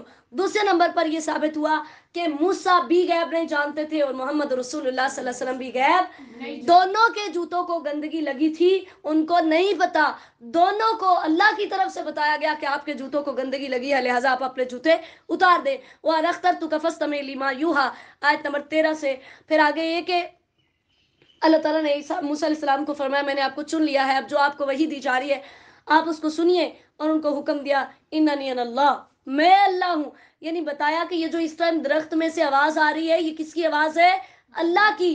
جب اللہ نے لفظ اللہ کے ساتھ اپنا تعارف کرایا تو اس میں اللہ کے سارے صفاتی نام بھی آ گئے۔ ٹھیک ہے، یعنی میں اللہ کون ہوں؟ لا الہ الا انا، میرے علاوہ کوئی سچا معبود نہیں ہے۔ آپ سے یہ تقاضا ہے فاعبدنی، میری عبادت کرو، مالی عبادت بھی بدنی عبادت بھی۔ یہاں سے بھی پتہ چلا کہ جب انسان مسلمان ہوتا ہے سب سے پہلی جو ذمہ داری ہے واقیم الصلاۃ لذکری، وہ نماز قائم کرنا ہے کہ آپ میرا ذکر کرنے کے لیے نماز پڑھیے۔ نبی علیہ السلام کو بھی اللہ نے یہی حکم دیا تھا نا، یا ایھا المدثر قم فانذر وربک فکبر، اٹھیے اللہ اکبر کہہ کر نماز پڑھیے، اپنے رب کی بڑائی بیان کیجیے۔ تو اللہ کے ذکر کے اندر جو سب سے بہترین چیز ہے وہ نماز ہے۔ پھر اللہ تعالیٰ نے یہ بھی فرمایا کہ ان الساعۃ آتیۃ اکاد اخفیھا، قیامت آنے والی ہے۔ اب موسیٰ علیہ السلام کو جب اللہ تعالیٰ نے بنیادی جو رکن تھے نماز توحید کا بتا دیا کہ میرے علاوہ کوئی معبود نہیں ہے، اور اسی طرح نماز کا حکم دے دیا، تو اس کے بعد اللہ تعالیٰ نے پھر ایمان کے ایک بنیادی رکن کا تذکرہ کیا جو قیامت پر ایمان لانا ہے، تاکہ ہر بندے کو اس دن اس کے عمل کی سزا دی جائے۔ تو اللہ تعالیٰ نے پھر اس بات کا تذکرہ کیا کہ آپ کو یعنی قیامت پر بھی یقین رکھنا چاہیے۔ فلا یصدنک عنہا من لا یؤمن بها واتبع هواه فتردى وما تلك بیمینک یا موسیٰ۔ اب موسیٰ علیہ السلام کے ہاتھ میں دیکھا چھڑی تھی، اس کا کیا مطلب ہے؟ اللہ کو نہیں پتا تھا جو اللہ نے موسیٰ سے پوچھا؟ اللہ کو پتا تھا، مقصد یہ تھا اللہ نے فرمایا اس کو ذرا کلیئر کرا دوں، دوبارہ دیکھ لے کہ جو چھڑی ہے جو ہاتھ میں پکڑا ہے وہ چھڑی ہی ہے نا، کہ جب بعد میں سانپ بناؤں تو اس کو بھی پتہ چل جائے کہ میں کیا کیا کرنے پر قادر ہوں۔ ٹھیک ہے، تو انہوں نے بتایا ہی آساج، یہ میری چھڑی ہے، اور پھر اس کا مقصد یہ بھی تھا کہ اللہ تعالیٰ نے فرمایا کہ میں یہ بتا دوں جیسے چھڑی کو سانپ بنانے پر قادر ہوں میں مار کر دوبارہ زندہ کرنے پر بھی قادر ہوں۔ انہوں نے بتایا یہ میری چھڑی ہے۔ اب ان کو چاہیے تھا کہ صرف اتنا ہی جواب دیتے، لیکن انہوں نے آگے اس کے مقاصد بھی بیان کیے کہ میں اپنی چھڑی پر ٹیک لگاتا ہوں، میں اس کے ذریعے سے اپنے بکریوں پر پتے جھاڑتا ہوں، وَلِیَ فِیہَا مَآرِبُ أُخْرَىٰ، کہ میرے پاس اور بھی بڑے زیادہ اس میں فائدے ہیں۔ تو مقصد یہ تھا کہ اللہ تعالیٰ نے جو یہ پوچھا کہ یہ کیا ہے آپ کے ہاتھ میں، اور موسیٰ علیہ السلام نے بتایا، تو انہوں نے یہ سمجھا کہ اللہ کا یہ بھی پوچھنا مقصد ہے کہ میں نے یہ چھڑی پکڑی کیوں ہوئی ہے، تو اس لیے انہوں نے بتا دیا کہ یا اللہ میں اس چھڑی کے ساتھ یہ کام کرتا ہوں۔ اللہ تعالیٰ نے فرمایا اس کو پھینکے، جب انہوں نے پھینکی تو وہ بہت بڑا حیۃ، ایک سانپ بن گیا۔ عربی زبان میں قرآن پاک میں سانپ کے لیے 3 الفاظ استعمال ہوئے، ایک حیۃ سانپ، ایک جان، جان کہتے ہیں جو پتلا چھڑی کی طرح کا چمکتا ہوا سانپ ہوتا ہے اس کو، اور ایک صوبان کا لفظ بولا گیا موسیٰ علیہ السلام کے واقعات میں، یہ 3 الفاظ آئے ہیں۔ صوبان کہتے ہیں بہت بڑے اژدہا کو، بہت بڑا جو سانپ ہوتا ہے، تو وہ ہوا جب پھینکی تو سانپ بن گیا، موسیٰ علیہ السلام ڈر کے پیچھے ہوئے، اللہ تعالیٰ نے فرمایا نہیں آگے آئے، آپ نے ڈرنا نہیں، آگے ہم اس کی ڈیٹیل پڑھیں گے انشاءاللہ۔ تو پھر اللہ تعالیٰ نے دوسرا ان کو معجزہ دیا، جب انہوں نے دوبارہ اپنی چھڑی پکڑی تو وہ دوبارہ سے چھڑی بن گئے۔ اسی طرح اللہ تعالیٰ نے انہیں کہا اپنا ہاتھ اپنی بغل کے اندر ڈالیں، بغل کے اندر ڈال کر جب نکالا تو وہ سفید چمک رہا تھا۔ اللہ تعالیٰ نے فرمایا یہ ہماری بڑی بڑی نشانیاں تھی، اب آپ کیا کریں۔ میں آیت نمبر نہیں بول رہی، وقت کی قلت کے پیش نظر ترجمہ پڑھیں گے تو ساری بات کلیئر ہو جائے گی۔ اللہ تعالیٰ نے حکم دیا اب آپ فرعون کے پاس جائیں، تو اللہ سے دعا کی، رب اشرح لی صدری ویسر لی امری واحلل عقدۃ من لسانی یفقہوا قولی، میرے رب میرا سینہ کھول دے، میرے کام کو آسان کر دے، میری زبان کی گرہ کھول دے، یفقہوا قولی، کہ وہ میری بات سمجھے اور میرے گھر والوں میں سے کسی کو میرا وزیر بنا دے، میرا مددگار بنا دے، اور وہ میرا بھائی ہارون ہے۔ اللہ تعالیٰ نے ان کی دعا کو قبول کیا اور ان کے بھائی ہارون کو ان کے ساتھ پیغمبر بنا دیا۔ وَلَقَدْ مَنَنَّا عَلَيْكَ مَرَّةً أُخْرَىٰ، آیت نمبر 37 میں اللہ نے فرمایا ایک دفعہ اور ہم نے آپ پر احسان کیا۔ وہ احسان کیا تھا کہ آپ کی ماں کو، کیونکہ وہ فرعون جو تھا ان کے لڑکوں کو قتل کرا دیتا، لڑکیوں کو زندہ رکھتا۔ جب موسیٰ علیہ السلام پیدا ہوئے تو اللہ تعالیٰ نے ان کی والدہ کے دل میں بات ڈالی۔ اوحینا سے مراد یہاں پر وہی کہتے ہیں خفیہ اشارے کو، دل میں بات ڈالنے کو۔ ایک ہوتی ہے وہی جو انبیاء کی طرف آتی ہے، جو فرشتے کے ذریعے سے آتی ہے، اور جو انسان کی طرف، عام انسان کی طرف وہی آتی ہے، اسے الہام بولا جاتا ہے، کہ وہ اللہ تعالیٰ دل کے اندر بات ڈال دی کہ آپ اس کو صندوق کے اندر بند کریں، اور صندوق میں بند کر کے اس کو سمندر میں ڈال دیں۔ وَأَلْقَيْتُ عَلَيْكَ مَحَبَّةً مِّنِّي، اللہ تعالیٰ نے فرمایا میں نے تیری صورت ہی ایسی بنائی ہے کہ جو تجھے دیکھتا ہے وہی تجھ سے محبت کرنے لگ جاتا ہے۔ پھر وہ جو ماں تھی، ظاہرہ ممتا کی محبت تھی، پھر ماں نے صندوق میں ڈالا تو اپنی بیٹی سے کہا تو نے بھی ساتھ ساتھ ہی جانا ہے، ذرا پیچھے پیچھے جا کر دیکھ یہ کہاں جاتا ہے، کہیں میرا بیٹا ڈوب ہی نہ جائے۔ اللہ کے حکم پر عمل بھی کیا، لیکن اس کے ساتھ ساتھ ماں تھی نا، ماں ہونے کی وجہ سے ایک فکر تھی، ایک ٹینشن تھی، تو بہن کو ساتھ ساتھ بھیجا۔ اب جب وہاں پر گئے تو اللہ تعالیٰ نے وعدہ کیا تھا فَرَجَعْنَاكَ إِلَىٰ أُمِّكَ، کہ میں آپ کو، یعنی موسیٰ کی ماں سے کہا کہ تیرا بیٹا تیری طرف واپس ضرور لوٹ کے آئے گا، تو نے غم نہیں کھانا، ہاں تھوڑا صبر کر۔ یہ واقعہ ہمیں یہ بھی بتاتا ہے کہ وقتی طور پر اگر اللہ ہمیں بہت بڑی آزمائش میں ڈالے تو ضرور اس کے پیچھے اللہ نے ہمیں کوئی انعام دینا ہوتا ہے، جیسے موسیٰ علیہ السلام کی ماں کو دیا، وَاصْطَنَعْتُكَ لِنَفْسِي، اللہ تعالیٰ فرماتے ہیں میں نے تجھے اپنے لیے چن لیا۔ پھر وہ چلتا چلتا گیا، وہ بہن بھی ساتھ ہی گئی، تو فرعون کے جب دربار کے سامنے پہنچا، انہوں نے اس کو اٹھایا، کھولا تو بڑا خوبصورت بچہ، فرعون نے کہا قتل کرا دو، تو حضرت آسیہ علیہ السلام نے منع کر دیا، کہا ہو سکتا ہے ہم اس کو اپنی اولاد بنا لیں، یہ ہمیں فائدہ دے، اس کو قتل نہ کرو۔ تو سارے شہر کی آیا کو بلایا گیا، انہوں نے دودھ پلائے، تو حضرت موسیٰ علیہ السلام نے کسی عورت کا دودھ نہ پی، کیونکہ اللہ نے وعدہ کیا تھا کہ میں آپ کی طرف آپ کے بچے کو لوٹاؤں گا۔ اب ان کی بہن بھی ادھر ہی موجود تھی، اس نے یہ نہیں بتایا کہ میں اس کی بہن ہوں، کہا میں آپ کو ایک عورت بتاؤں، مجھے لگتا ہے یہ اس کا دودھ پی لے گا۔ انہوں نے کہا بتاؤ، پھر انہوں نے جا کر اپنی ماں کو بلا کر لائی، انہوں نے دودھ پلایا تو موسیٰ علیہ السلام نے دودھ پی لیا۔ اور پھر یہ دیکھیں کہ اللہ تعالیٰ جب شان دینے لگتا ہے تو دشمن کے گھر کے اندر اللہ نے پالا کہ پھر کام بھی اپنا، انعام و کرام بھی فرعون دے رہا ہے دشمن، ٹھیک ہے، اجرت بھی دے رہا ہے ساری، اس نے اتنے جواہرات اور اتنا کچھ جو تھا وہ انعام دیا۔ پھر اللہ تعالیٰ نے موسیٰ علیہ السلام کو فرمایا کہ یاد کرو اذهب انت واخوك بآیاتی ولا تنیا فی ذکری، کہا اب آپ کو نبوت دی ہے، اب آپ دونوں بھائی جو ہیں وہ جاؤ، اور آپ نے میرے ذکر کے اندر بالکل سستی نہیں کرنی، فرعون کے پاس جاؤ، اس نے سرکشی کی ہوئی ہے، کیونکہ وہ کہتا تھا نا انا ربکم الاعلی، میں سب سے بلند رب ہوں، فقولا له قولا لینا، نرمی سے بات کرنی ہے جا کر، اگرچہ وہ میرا دشمن ہے لیکن تم نے نرمی سے بات کرنی ہے۔ جیسے نبی صلی اللہ علیہ وسلم کے پاس کچھ یہودی آئے، انہوں نے آ کر کہا السلام علیکم، تم پر نعوذ باللہ موت ہو، تو حضرت عائشہ نے بھی ان پر لعن طعن کی اور کہا تم پر بھی ہو، تو نبی صلی اللہ علیہ وسلم نے فرمایا اے عائشہ بے شک اللہ بہت نرمی کرنے والا ہے اور نرمی کو پسند کرتا ہے، اور نرمی پر وہ کچھ عطا کرتا ہے جو سختی پر عطا نہیں کرتا۔ اور اسی طرح نبی صلی اللہ علیہ وسلم نے صحیح مسلم کی حدیث سے آپ نے فرمایا نرمی جس چیز میں بھی ہوتی ہے اسے خوبصورت بنا دیتی ہے، اور جس سے نکال لی جاتی ہے اسے عیبدار بناتی ہے۔ لعلہ یتذکر و یخشی، اللہ تعالیٰ نے امید کا اظہار کیا، ہو سکتا ہے کہ فرعون ڈر جائے، نصیحت حاصل کر لے، آپ اس کے پاس جائیں۔ ان دونوں نے کہا یا اللہ ہمیں ڈر لگتا ہے کہ وہ ہم پر زیادتی کرے گا، ہمیں مارے گا، ہمیں ڈرائے گا۔ اللہ نے فرمایا لا تخافا، आयत नंबर 46 में अल्लाह ने फरमाया तुम दोनों डरो ना, इन्ननी माकुमा अस्मा व अरा, मैं तुम दोनों के साथ हूँ, मैं सुन भी रहा हूँ, मैं देख भी रहा हूँ। यहाँ से पता चला अल्लाह ताला की आंखें भी हैं और अल्लाह ताला के कान भी हैं, लेकिन अर्श की तरह उनकी कैफियत के अंदर जाना, लोगों की आंखों और कानों के साथ उनको तशबीह देना या मिसाल बयान करना, ये कुफ्र है। हमारा सिर्फ इस बात पर ईमान होना चाहिए कि अल्लाह ताला की ये सिफात हैं जैसे उसकी शान के लायक है। फिर आगे सारा इसी बात का तज़किरा है कि वो उसके पास गए, उन्होंने उससे जाकर बताया कि अल्लाह ताला ने हमें रसूल बनाकर भेजा, लिहाजा तू जो बनी इसराइल को सजाएं देता है इनको छोड़ दे। वस्सलामु अला मन इत्तबअल हुदा, जो हिदायत की पैरवी करेगा अल्लाह की तरफ से उस पर सलामती होगी। ठीक है, जैसे नबी सल्लल्लाहु अलैहि वसल्लम ने भी जब दूसरे ममालिक के बादशाहों को ख़त लिखे तो आपने भी यही बात लिखी, अस्सलामु अला मन इत्तबअल हुदा, और ये भी लिखा अस्लिम तस्लम, इस्लाम कबूल करो तुम सलामत हो जाओगे। ठीक है, फिर इन्ना कद ऊहिया इलैना, अल्लाह ताला ने फिर ये भी यानी मूसा अलैहिस्सलाम को देख बता कर भेजा कि उसे बता देना अगर तुम नहीं मानोगे तो तुम पर अज़ाब नाज़िल होगा। अब फिरौन ने पूछा तुम दोनों का रब कौन है? तो मूसा अलैहिस्सलाम ने फरमाया जो जिसने हर चीज को पैदा किया, फिर उसकी रहनुमाई की। उसने कहा फमा बालुल कुरूनिल ऊला, पहली कौमों का क्या हाल है, जरा उनके बारे में बताओ।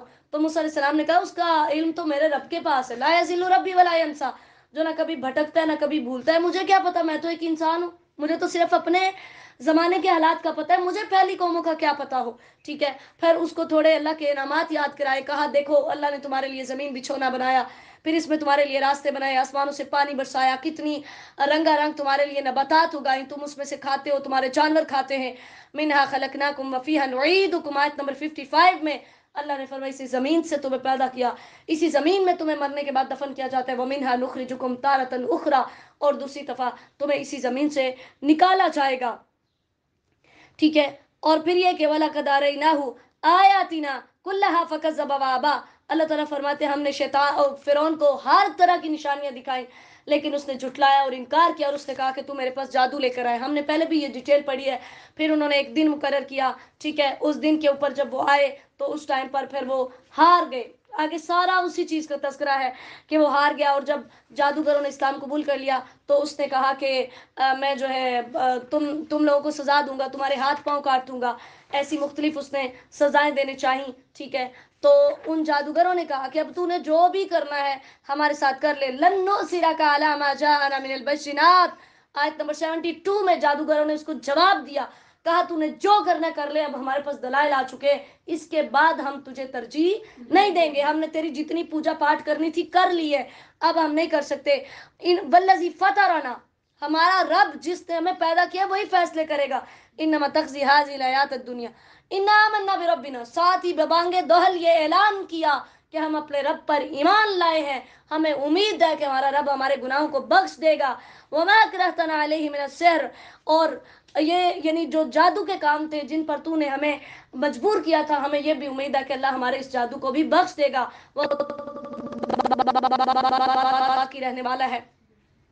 फिर अल्लाह ताला ने बताया आयत नंबर 74 में, जो गुनाहगार मरेगा उसके लिए जहन्नुम है, ना उसमें जिंदा रहेगा ना उसमें वो मरेगा। जैसे नबी सल्लल्लाहु अलैहि वसल्लम ने फरमाया आग वाले, सही मुस्लिम की हदीस है, जो उसी में रहने वाले हैं वो ना तो उसमें मरेंगे ना जिएंगे। लेकिन कुछ लोग जिन्हें उनके गुनाहों की वजह से आग लग जाएगी तो अल्लाह ताला उन्हें एक तरह की मौत दे देगा, यहाँ तक कि जब वो कोयला हो जाएंगे तो फिर उनके बारे में सिफारिश का हुक्म दिया जाएगा। सो उन्हें ढेरों की सूरत में लाया जाएगा और जन्नत की नहरों के किनारों पर उन्हें बखेर दिया जाएगा। फिर कहा जाएगा जन्नतियों इन पर पानी उंडेलो, और वो इस तरह उगेंगे जैसे सैलाब की लाई मिट्टी में जड़ी बूटियों के बीज जो है वो उगते हैं। फिर ये कि यानी जो काफिर होंगे इतना अजाब हो रहा होगा कि ना जिंदगी होगी और ना ही मौत होगी, लेकिन इसके बरक्स जो ईमान लाएंगे अल्लाह के पास आएंगे तो अल्लाह ताला उनको जन्नतें और बागात अता करेगा। वलक़द औहयना इला मूसा, आयत नंबर 77। अब ये उस बात का तज़किरा है कि जब फिरौन जादूगरों से मुकाबला किया, नाकाम हो गया और ईमान कबूल उसने ना किया, तो उस टाइम पर अल्लाह ताला ने मूसा अलैहिस्सलाम को वही की कि आप रातों रात बनी इसराइल को लेकर चले जाएं, समंदर पार करें तो हम आपके लिए रास्ता खुश कर देंगे। अब फिरौन भी अपने लश्करों को लेकर पीछे चला, मूसा अलैहिस्सलाम ने छड़ी मारी तो इधर का जो पानी था वो इधर हो गया, इधर का इधर हो गया, दरमियान से راستہ خشک ہو گیا. اللہ تعالیٰ نے فرمایا یہاں سے گزر جائے. جب فرعون نے دیکھا تو اس نے بھی اپنے لشکروں کو حکم دیا کہ تم بھی کود پڑو. جیسے وہ سمندر کے درمیان میں پہنچے تو اللہ تعالیٰ نے پانی کو حکم دے دیا کہ تم جاری ہو جاؤ. پانی جاری ہو گیا اور وہ تباہ و برباد ہو گئے. یا بنی اسرائیل قد انجیناکم آیت نمبر 80 کے اندر یعنی اللہ تعالیٰ نے موسیٰ علیہ السلام کے جو قصے بیان کیے اور اس کے دوران اللہ تعالیٰ نے فرمایا بنی اسرائیل یاد کرو میں نے تمہیں تمہارے دشمن سے نجات دی. پھر طور پہاڑ کی جانب تمہارے نبی سے وعدے کیے, تم پر من و سلوہ نازل کیے, تمہیں پاکیزہ رزق دیے. وَلَا تَطْغَوْا فِيهِ فَيَحِلَّ عَلَيْكُمْ غَضَبِي اب تم حد سے نہ بڑھو, اگر بڑھو گے تو تم پر میرا غصہ نازل ہوگا. یعنی اللہ تعالیٰ کا بتانے کا مقصد یہ تھا کہ دیکھو تم اپنی ہسٹری دیکھو, اپنے آباء و اجداد کے حالات پر غور کرو کہ میں نے کس طرح ان پر احسان کیے. آج تم میرے ہی نبی کی اطاعت نہیں کر رہے, یعنی آج تم میرے ہی نبی کا انکار کر رہے ہو. وَإِنِّي لَغَفَّارٌ لِمَن تَابَ آیت نمبر 82 اللہ تعالیٰ نے فرمایا جو گناہوں سے بخشش مانگے گا, اچھے اعمال کرے گا, ہدایت پالے گا, میں اس کو بخش دوں گا اور اس کو ہدایت دوں گا. وَمَا أَعْجَلَكَ عَنْ قَوْمِكَ يَا مُوسَىٰ اب آیت نمبر 83 کے اندر اللہ تعالیٰ نے یعنی موسیٰ علیہ السلام جو تھے جب وہ طور پہاڑ پر گئے تو اپنے پیچھے اپنے بھائی ہارون کو اپنا جانشین مقرر کر کے گئے اور بڑی تیزی کے ساتھ اللہ تعالیٰ سے بات کرنے کے لیے گئے. تو اللہ نے فرمایا آپ کو کس چیز نے جلدی میں ڈالا تھا. پھر اسی طرح اس سے آگے جو آیت نمبر 84 کے اندر کہ اور اس کے بعد بھی کہ اللہ تعالیٰ نے ان کی قوم کو پھر آزمایا اور سامری جادوگر جو تھا اس نے پوری قوم کے زیورات اکٹھے کیے. ان زیورات کے ساتھ اس نے ایک بچڑا بنایا, ٹھیک ہے, اس میں سے آواز پیدا ہوتی تو اس نے کہا یہ تمہارا معبود ہے. جب موسیٰ علیہ السلام واپس پلٹے تو بڑے پریشان ہوئے, کہا یا قوم الم یعدکم ربکم وعدا حسنا اے میری قوم کیا اللہ نے تم سے اچھا وعدہ نہیں کیا تھا؟ کیا وعدے کی مدت تم پہ لمبی ہو گئی تھی, یعنی تم سے 40 دن جو ہے وہ انتظار نہیں ہو سکا. انہوں نے کہا ہم نے اپنے اختیار سے آیت نمبر 87 میں انہوں نے کہا ہمارا کوئی اختیار نہیں تھا, ہم نے اپنے اختیار سے تیرے وعدے کی خلاف ورزی نہیں کی, یہ سامری نہیں کیا ہے جو کچھ کیا ہے, ٹھیک ہے. پھر اس کو جو ہے وہ سزا دی گئی فاخرج لهم عجلا, پھر اسی چیز کا تذکرہ کہ اس نے بچڑا بنایا اور اس نے کہا کہ یہ تمہارا معبود ہے. افلا يرون الا يرجع اليهم قولا اللہ تعالیٰ نے آیت نمبر 89 میں فرمایا کہ اتنے بیوقوف ہیں ان کو پتہ نہیں چلا کہ اگر اس میں سے آواز آتی ہے تو جب یہ اس کو بلاتے تھے وہ تو ان کو جواب نہیں دیتا تھا نا, تو وہ معبود کیسے ہو سکتا ہے جو جواب نہ دے.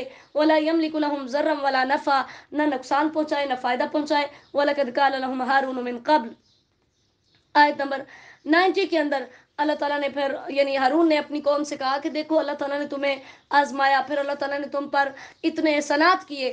تو انہوں نے کہا کہ جب تک موسیٰ نہیں آئے گا ہم بچڑے کی عبادت نہیں چھوڑیں گے. اس طرح پھر جب موسیٰ علیہ السلام واپس آئے آیت نمبر 94 میں تو ہم نے پیچھے پڑھا ہے کہ موسیٰ علیہ السلام نے اپنے بھائی کی سر کے بال پکڑ کر ان کو کھینچا تھا. تو انہوں نے کہا لا تاخذ بلحیتی ولا براسی میری داڑھی اور میرے سر کے بال نہ کھینچو. میں نے ان کو بڑا روکا یہاں تک کہ یہ قریب تھے کہ مجھے قتل کر دیتے. ہم 9ویں پارے میں پڑھ کے آئے نا کہ انہوں نے میری اتنی مخالفت کی کہ یہ تو مجھے قتل کرنے کے در پہ تھے. تو میں اس لیے پھر خاموش ہو گیا کہ آپ یہ نہ کہیں کہ تو نے میرے اور جو ہے وہ بنی اسرائیل کے درمیان وہ کر دی ہے, جدائی ڈال دی ہے, ٹھیک ہے. اب یہاں پر لحیہ کا لفظ استعمال ہوا ہے داڑھی کا. نبی صلی اللہ علیہ وسلم نے فرمایا 10 چیزیں فطرت میں سے ہے, مونچھیں کتروانا, داڑھی بڑھانا, مسواک کرنا, ناک میں پوروں کو دھونا, بغلوں کے بال اکھیڑنا, زیر ناف بال اتارنا اور پانی سے استنجا کرنا, ٹھیک ہے. راوی کہتے ہیں کہ میں 10ویں چیز جو تھی وہ بھول گیا, شاید وہ یہ تھی کلی کرنا. تو لحیہ داڑھی جو ہے یہ فطرت میں سے ہے کہ تمام انبیاء کو اللہ تعالیٰ نے یعنی فطری طور پر مرد کے چہرے پر یہ خوبصورت لگتی ہے. اور اللہ تعالیٰ نے بار بار نبی علیہ السلام نے فرمایا داڑھی کو بڑھاؤ اور مونچھوں کو کترواؤ. اللہ تعالیٰ ہمارے مردوں کو ہدایت نصیب فرمائے. قال فما خطبک یا سامری, جب موسیٰ علیہ السلام واپس آئے تو سامری سے پوچھا تیرا کیا حال ہے, تو نے کیا کیا؟ اس نے کہا بصرت بما لم یبصروا بی, جو میں نے دیکھا تھا وہ انہوں نے نہیں دیکھا تھا. اور پھر یہ کہ اس نے جبرائیل علیہ السلام جب وحی لے کر آتے تھے نا تو اس نے ان کے پاؤں سے وہ تھوڑی سی مٹی لے کر رکھی ہوئی تھی جو اس نے جب وہ بچڑا بنایا تو اس بچڑے کے اندر ڈالی تو اس کی وجہ سے آواز پیدا ہوئی تھی. اس نے کہا سولت لی نفسی, میرے نفس نے، میرے دل نے، میری خواہش نے میرے لیے خوش نما بنا کر پیش کیا کہ میں نے یہ کام کیا. تو موسیٰ علیہ السلام نے آیت نمبر 97 میں اس کو سزا دی. کہا جا، تیری دنیا کے اندر یہ سزا ہے، ان تقول لا مساس، کہ تو یہی کہتا رہے گا کہ مجھے نہ چھونا. جو اس کے قریب جاتا ہے اسے کہتا مجھے ہاتھ نہ لگانا، مجھے ہاتھ نہ لگانا. یعنی ایسی بیماری کے اندر اللہ تعالیٰ نے اسے مبتلا کر دیا کہ جو وہ کسی کو ہاتھ لگاتا یا کوئی اسے لگاتا، دونوں صورتوں میں اس کو بہت تکلیف ہوتی تھی. کورونا بھی آج تقریباً میرے خیال سے اسی کی ایک قسم ہے. ٹچ کرو تو ہو گیا. اللہ تعالیٰ ہم سب کو محفوظ فرمائے. تو اللہ تعالیٰ نے پھر فرمایا لَنُحَرِّكَنَّهُ ثُمَّ لَنَنْسِفَنَّهُ فِي الْيَمِّ نَسْفًا، یہ جو تو نے بچڑے بنائے ہوئے ہیں، یہ جو تو نے معبود بنائے ہیں، میں ان کو جلاؤں گا اور ان کی راکھ جو تھا وہ اڑا دوں گا. اب یہاں سے یہ بھی پتہ چلا کہ ایسی وہ چیز جہاں غیر اللہ کی عبادت کی جائے اس کو مسمار کرنا، اس کو ڈھانا، اس کو برباد کرنا، اس عمارت کو گرانا جائز ہے. جیسے حضرت علی رضی اللہ تعالیٰ نے فرمایا تھا، صحیح مسلم کی حدیث ہے، کیا میں تمہیں اس کام پر نہ بھیجوں جس پر مجھے نبی صلی اللہ علیہ وسلم نے بھیجا تھا؟ وہ یہ تھا کہ میں کسی مجسمے کو نہ چھوڑوں جسے مٹا نہ دوں، اور کسی اونچی قبر کو نہ چھوڑوں جسے برابر نہ کر دوں. انما الہکم اللہ الذی لا الہ الا هو، آیت نمبر 98 میں اللہ نے فرمایا تمہارا معبود وہ ہے جو اکیلا ہے. اور پھر اللہ تعالیٰ نے اگلی آیات میں تذکرہ کیا جو قیامت کے دن آئے گا، ہمارے ذکر سے جس نے منہ موڑا ہوگا وہ اپنے بوجھ اٹھائے گا، پھر اس میں ہمیشہ رہے گا. اور مجرمین کو اس دن جو ہے وہ کس قدر ہولناک ان کی صورتیں ہوں گی. پھر یہ کہ وَيَسْأَلُونَكَ عَنِ الْجِبَالِ، آیت نمبر 105 106، وہ آپ سے پہاڑوں کے بارے میں سوال کرتے ہیں، ان کو بتا دیجئے میرا رب انہیں بکھیر دے گا، چٹیل میدان بنا کر انہیں چھوڑ دے گا. یعنی یہ قیامت کی نشانی ہے. اللہ نے فرمایا تم جو قیامت کے منکر ہو، یہ دیکھو یہ پہاڑ کتنی بڑی مخلوق ہے، میں قیامت کے دن ان کو دنی ہوئی روئی کی طرح کر دوں گا. یہ یوں زمین کے اندر اڑ رہے ہوں گے. لا ترى فيها عوجا ولا امتا، زمین کے اندر ایواجن سے مراد ہوتی ہے نیچی جگہ، اور امتا سے مراد ہوتا ہے جو تھوڑی سی ابری ہوئی جگہ ہوتی ہے. اللہ تعالیٰ نے فرمایا سب کچھ اس دن برابر ہو جائے گا. اس دن وَخَشَعَتِ الْأَصْوَاتُ لِلرَّحْمَنِ، ساری نگاہیں، ساری آوازیں اس دن رحمان کے سامنے جھک جائیں گی. فَلَا تَسْمَعُ إِلَّا ہَمْسًا، اس دن صرف آہستہ آہستہ آواز ہوگی. اس دن کسی کو کسی کی سفارش کام نہیں دے گی، کیونکہ اللہ ہی ان کے آگے پیچھے تمام چیزوں کو جانتا ہے. وَعَنَتِ الْوُجُوهُ لِلْحَيِّ الْقَيُّومِ، اس دن چہرے اس ذات کے لیے جھک جائیں گے، عاجز ہو جائیں گے، ذلیل ہو جائیں گے جو ہمیشہ زندہ رہنے والا، ہمیشہ قائم رہنے والا ہوگا. اور وہ نامراد ہو جائے گا جس نے ظلم کیا، شرک کیا. لیکن اس کے برعکس آیت نمبر 112، جو ایمان لایا ہوگا اس پر کسی قسم کا کوئی ظلم و زیادتی، کوئی بے انصافی اس پر نہیں ہوگی. فتعالی اللہ الملک الحق، اللہ تعالیٰ فرماتے ہیں تمہارا رب بالکل سچا ہے. ولا تعجل بالقرآن، قرآن کے ساتھ آپ بالکل جلدی نہ کیجیے، کیونکہ جب نبی علیہ الصلوۃ والسلام کے پاس جبرائیل علیہ السلام وحی لے کر آتے تو اللہ کے نبی ساتھ ساتھ دہراتے تھے، جس سے آپ کو مشقت ہوتی تھی. تو اللہ تعالیٰ نے فرمایا جب وحی نازل ہو رہی ہوتی ہے آپ خاموش ہو کر سنا کریں، بعد میں آپ کو یاد کروانا ہماری ذمہ داری. وَقُلْ رَبِّ زِدْنِی عِلْمًا، اور اپنے رب سے دعا کیجئے کہ اللہ آپ کے علم میں اضافہ فرما دے. یعنی نبی علیہ الصلوۃ والسلام کو اللہ تعالیٰ نے یہ حکم دیا. اور اسی طرح ترمذی کی حدیث ہے، نبی صلی اللہ علیہ وسلم اللہ سے یہ دعا بھی کرتے تھے، اللہم انفعنی بما علمتنی وعلمنی ما ینفعنی وزدنی علما، اے اللہ مجھے وہ علم دے جو مجھے فائدہ دے، اور مجھے وہ سکھا جس سے مجھے فائدہ ہو، ٹھیک ہے، اور میرے علم کو اضافہ کر دے. اسی طرح یہ دعا بھی نبی صلی اللہ علیہ وسلم پڑھتے تھے، ربنا آتنا فی الدنیا حسنہ وفی الآخرۃ حسنہ وقنا عذاب النار وَلَقَدْ عَهِدْنَا إِلَىٰ آدَمَ. پھر آیت نمبر 115 میں آدم علیہ السلام کا تذکرہ، کہ اللہ تعالیٰ نے یہاں پر یہ بتایا کہ آدم کو ہم نے وعدہ لیا اس سے کہ شیطان کی بات نہیں ماننی، لیکن وہ بھول گیا. اور پھر فرشتوں کے سجدے کا بھی ہم پہلے پڑھ چکے. اللہ تعالیٰ نے آدم علیہ السلام سے کہا إِنَّ هَٰذَا عَدُوٌّ لَكَ وَلِزَوْجِكَ، یہ شیطان آپ کا اور آپ کی بیوی کا دشمن ہے، یہ آپ دونوں کو جنت سے نہ نکالے.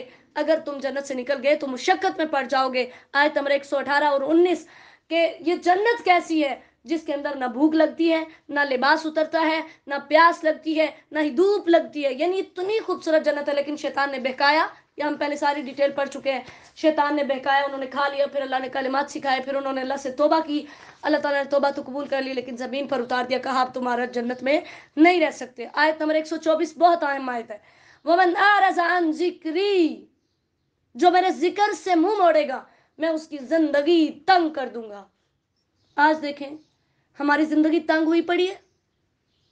مارچ میں پورا 1 سال ہو گیا تھا نا اس کرونا کو. آج کیا ہے، ना तालीम का कोई हाल है, ना कारोबार का कोई हाल है, ना ही घर के अंदर रहने का कोई हाल है, ना बाहर जाने का कोई हाल है। ये क्यों है? जो मेरे जिक्र से मुंह मोड़ेगा मैं उसकी गुजरान को तंग कर दूंगा। हमने नमाजें छोड़ दी, हमने कुरान छोड़ दिए, हमने रोजे छोड़ दिए, तो फिर अल्लाह ताला ने उसकी हमें ये सजा दी। और फिर दूसरी उसकी सजा क्या है? वनशुरु यौमल क़ियामति आमा, क़यामत के दिन अंधा करके उठाऊंगा। तो इंसान पूछेगा, या अल्लाह दुनिया में तो मैं देखता था, आज मुझे अंधा क्यों उठाया? अल्लाह ताला फरमाएंगे, कज़ालिका अततका आयातुना फनसीतहा, दुनिया में तेरे पास मेरी निशानियां, मेरी आयात आई, तू उनको भूल गया जैसे तू भूला था। वकज़ालिकल यौम तुनसा, आज मैं भी तुझे भूल गया। आज आप देखें, इतनी सख्त कैफियत के अंदर भी हम छतों पर चढ़कर अजानें तो देते हैं, लेकिन जो मस्जिद में अजान होती है उसकी आवाज पर हम अपने घरों के अंदर नमाजें नहीं पढ़ते। और आज भी आप देखें, इस कदर सख्त हालात के अंदर भी मुसलमान रोजे नहीं रखते। थोड़ा सा कोई काम है, रोजा छोड़ दिया। और नमाज का तो माशाल्लाह, मैं वैसे हैरान हूं, मुझे बहुत दिली तकलीफ होती है कि रमजान के अंदर भी नमाज नहीं पढ़ते। मेरा आधा गला आपकी क्लास में आने से पहले पहले ना अपने घर के मर्दों को ये कहते हुए बैठ जाता है कि खुदा के लिए मस्जिद में जाकर नमाज पढ़ो, क्योंकि वो रोजा रख के भी एक अल्लाह ताला पर एहसान कर रहे हैं, और दूसरे नंबर पर अब उनका यही बहुत बड़ा एहसान है कि हमने वुजू कर लिया तो घर में ही पढ़ लेते हैं। यानी कैसा हम मुसलमानों का ईमान है। फिर तसल्ली थोड़ी हो जाती है कि नबी अलैहिस्सलाम के इतनी ख्वाहिश के बावजूद भी लोगों ने बात नहीं मानी थी, तो हमें अपना फर्ज अदा करते रहना चाहिए। अल्लाह ताला हमारे तमाम मर्दों को, तमाम औरतों को नमाजी बनाए।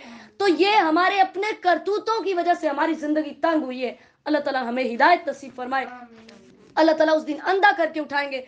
वकज़ालिका नज्ज़ी मन असरफ, ये उसका बदला है जो ज्यादतियां करता है। वलम युमिन बिआयाति रब्बी, और अपने रब की आयात पर ईमान नहीं लाता, क्योंकि अल्लाह का अजाब बहुत ही सख्त है। अल्लाह ताला ने फिर फरमाया कि इन्होंने अपने से पहली कौमें नहीं देखी कि किस तरह वो कितने मजबूत थे, हमने उनको तबाह बर्बाद कर दिया, खत्म कर दिया। वलौला कलिमतुन सबकत मिन रब्बिक, अगर आपके रब की बात गुजर चुकी ना होती कि अल्लाह ताला ने ये सब कुछ फर्ज कर दिया था कि इस वक्त पर ये काम होगा, अगर ये बात ना होती, लकाना लिज़ामम वाजल मुसम्मा, तो ये अजाब अभी इनको लाजिम हो जाता, जबकि अल्लाह ने एक वक्त मुकर्रर किया था।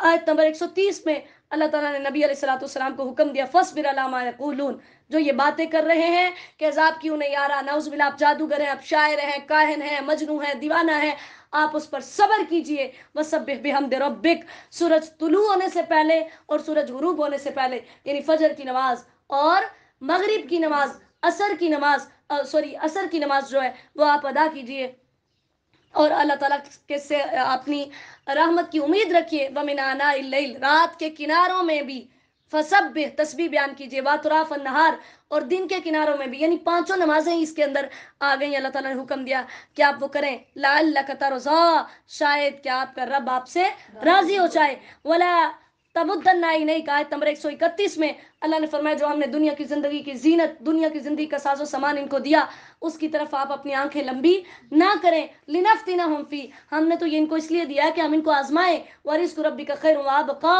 आपके रब का जो रिस्क है वो ज्यादा बेहतर है और ज्यादा बाकी रहने वाला है, यानी आप अपनी आखिरत की उम्मीद रखें। और फिर ये कि आयत नंबर 132 में अल्लाह ने फरमाया, वअमुर अहलका बिस्सलाह वस्तबिर अलैहा, अपने घर वालों को भी नमाज का हुक्म दो, वस्तबिर अलैहा, और खुद भी उस पर सबर करो, डट जाओ। जब तक हम खुद नहीं पढ़ेंगे, हम घर वालों को नमाज का हुक्म नहीं दे सकते। और हमें यह भी नहीं, मैंने बहुत सारे घरों के अंदर ये देखा है कि जो एक बंदा नमाज पढ़ता है ना, वो खुद उठकर पढ़ लेता है और बाकी सारा घर का घर सोया होता है। हमारी जिम्मेदारी है, जो पढ़ता है उसकी जिम्मेदारी है बाकी सबको उठाना। और मैं तो कहती हूँ, जो नमाज नहीं पढ़ता ना, आप उसको यानी इतना कहें, इतना कहें, इतना कहें कि शर्मिंदा होकर ही पढ़ ले। चले उसके दिल से तो नहीं उठती, लेकिन शर्मिंदगी से ही पढ़ ले कि इस बंदे ने मुझे इतनी दफा कहा, अल्लाह ने हुक्म दिया है, खुद भी नमाज पढ़े और अपने घर वालों को भी हुक्म दे। जैसे नबी सल्लल्लाहु अलैहि वसल्लम ने, अबू दाऊद की हदीस है, अपनी औलादों को नमाज का हुक्म दो जब वो 7 साल के हो जाएं, और उन्हें उस वजह से मारो जब वो 10 साल के हो जाएं। यानी 10 साल का बच्चा नमाज ना पढ़े तो नबी अलैहिस्सलाम ने उसे मारने का हुक्म दिया और आपस में उनके बिस्तर अलग कर दो। ला नसअलुका रिज़्क़ा, अल्लाह ताला ने फरमाया, हमारा तुमसे कोई पैसों का मुतालबा तो नहीं है कि तुम रिस्क की वजह से अपनी नमाजें जाया कर दो, हमारा ये मुतालबा नहीं है। वल आक़िबतु लित्तक़वा, جو آخری انجام ہے وہ متقیوں کا ہے. اس لیے تمہیں چاہیے کہ اپنی فراغت کے اندر اللہ تعالیٰ کو یاد کرو. جیسے ترمذی کی حدیث ہے، نبی صلی اللہ علیہ وسلم نے فرمایا، اللہ تعالیٰ فرماتا ہے ابن آدم میری عبادت کے لیے پوری طرح فارغ ہو جا تو میں تیرا سینہ غنا سے بھر دوں گا، تیری فقیری دور کر دوں گا، اور اگر تو نے ایسا نہ کیا تو میں تیرے دونوں ہاتھ مشغولیت سے بھر دوں گا اور تیری فقیری دور نہیں کروں گا. آج آپ دیکھیں نمازیں نہ پڑھنے کی وجہ سے صبح سے شام تک ہمارے مرد محنتیں کرتے ہیں اور کچھ حاصل نہیں ہوتا، برکتیں نہیں ہیں ہمارے رزق کے اندر کیونکہ نماز نہیں ہے. وقالوا لولا یاتینا بآیۃ من ربی، آیت نمبر 133، کہ کافر کہتے تھے نبی صلی اللہ علیہ وسلم پر ایسی کوئی نشانی، ایسا معجزہ کیوں نہیں آیا جو آپ سے پہلی قوموں پہ آیا. تو اللہ تعالیٰ نے فرمایا کہ ان سے جو پہلے لوگ تھے ان کے بھی یہی رویے تھے، اگر ہم نشانیاں نازل کر دیں تو اس کے باوجود بھی یہ ایمان نہیں لائیں گے. کل متربص فتربصوا، ہر کوئی انتظار کرنے والا، لہٰذا تم بھی انتظار کرو. اب دیکھو کیا ہوتا ہے، فستعلمون من اصحاب الصراط السویج ومن اہتدی، ان قریب تمہیں پتہ چل جائے گا سیدھے راستے پر کون ہے اور ہدایت یافتہ کون ہے. ابھی جو تم مسلمانوں کو بے وقوف اور نعوذ باللہ کیا کچھ کہتے ہو اور خود کو بڑا عقل مند سمجھتے ہو، یہ ساری چیزیں تم پر کلیئر ہو جائیں گی. اللہ تعالیٰ سے دعا ہے وہ ہمیں کتاب و سنت پر چلنے کی توفیق دے، ہماری تمام حاجات کو پورا فرمائے. اللہم صلی وسلم علی نبینا محمد صلی اللہ علیہ وسلم. السلام علیکم ورحمۃ اللہ وبرکاتہ.